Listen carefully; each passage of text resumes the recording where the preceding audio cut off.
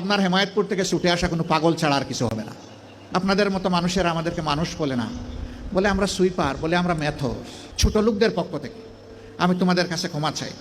ওই ময়লার ভাগাড়ের কাছে হাজির হলাম, ততক্ষণে একদল লোক যারা এই ময়লাগুলা বেলচা দিয়ে ডাম্পিং ট্রাকে উঠিয়ে শেষ করেছে, এখন বেলচা ছুঁড়ে ওখানে ফেলে দিয়েছে। তাদেরকে গিয়ে সালাম দিলাম, 5 জন লোক, আসসালামু আলাইকুম, জবাব দেয় না, মুখের দিকে তাকায়। আবার সালাম দিলাম, আসসালামু আলাইকুম, এবারও জবাব পেলাম না, আবারও মুখের দিকে তাকায়। এরপরে বললাম, কি ভাই আপনাদের মধ্যে কি কেউ মুসলমান আছেন?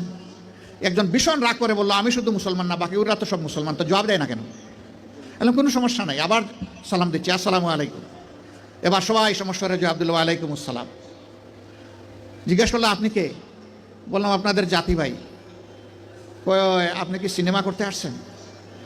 আমার এই চেহারা দেখে মনে হয় যে আমি সিনেমা করতে আসছি। কয় না, তা তো মনে হয় না, কিন্তু আপনার কথাবার্তায় তো এরকমই মনে হচ্ছে, তো আপনি কেন আসছেন? আমি বললাম আপনাদের হাত ধুইতে আসছি। ওই শুনেন, আমরা গরিব মানুষ, আমাদেরকে নিয়ে উপহাস করবেন না। আমি বললাম আল্লাহর কসম আমি উপহাসও করতে আসি নাই। তাইলে আপনি আমাদের হাত ধোয়াবেন কেন? আমি বললাম তোমরা সমাজের হাত দাও, একটা দিন অন্তত তোমাদের হাত ধোয়াই। ওই আমাদেরকে ছেড়ে দেন, আমাদের অনেক কাজ, বুঝতে পারছি না আপনি কি জিনিস। আমি বললাম যে আমি বড় শক্ত জিনিস, হাত না ধুইয়া তোমাদেরকে ছেড়ে দেবো না আমি। রোদের মধ্যে ঘামতেছে, একজন রাগ করে বললো, এই দে, ওনার এত শখ জাগছে, দে হাত দে, আমারটা আগেই দিচ্ছি। তো উনি হাত দিল, আমি ধোয়াই ঠইয়া খসলাইয়া পরিষ্কার করে বললাম, ভাই অনেক শুক্রিয়া তোমাকে। একজন একজন করে হাত দেয় আর খিলখিলাইয়া হাসে। আমার ধারণা আমাকে দেখে মনে করছে পাবনার হেমায়েতপুর থেকে ছুটে আসা কোনো পাগল ছাড়া আর কিছু হবে না। হাত ধোয়ানো শেষ, এবার আমার 2 সঙ্গীকে বললাম যে একটু খাবারের প্যাকেটটা দেন। বললাম না না, এগুলো লাগবে না। কেন লাগবে না ভাই? তোমরা তো চাওনি, আমি খুশি হয়ে দিচ্ছি, একটু নিবা না? জি না জি না জি না, এগুলো আমরা। আমি বললাম যে বলো তাইলে কোনটা থেকে খেতে হবে, আমি আগে খাই একটু, তারপরে নিয়ে যাও। তখন একজন বলে, তাইলে ঠিক আছে দিয়া দেন। বললাম হ্যাঁ, দুনিয়া অনেক কিছু ঘটে। হাতে নিল, নেওয়ার পরে একজন একটু দীর্ঘ শ্বাস ফেলে বলল, তাহলে আমরাও মানুষ। আমি বললাম কেন, এই কথা বললেন কেন? জি না, আপনাদের মতো মানুষেরা আমাদেরকে মানুষ বলে না, বলে আমরা সুইপার, বলে আমরা মেথর।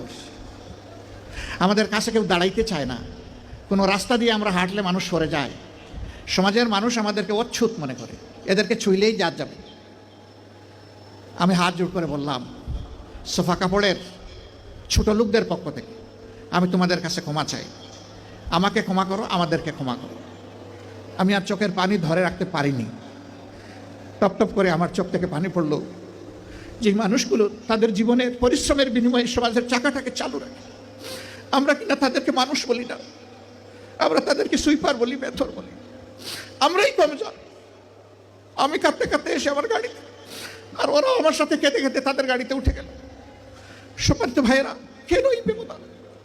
এদের ছাড়া কি এই সমাজ চলবে? যদি না চলে তারা, তাইলে এই সমাজে তারা একটু স্বীকৃতি পায় না কেন? একটু মর্যাদা কেন পায় না তারা?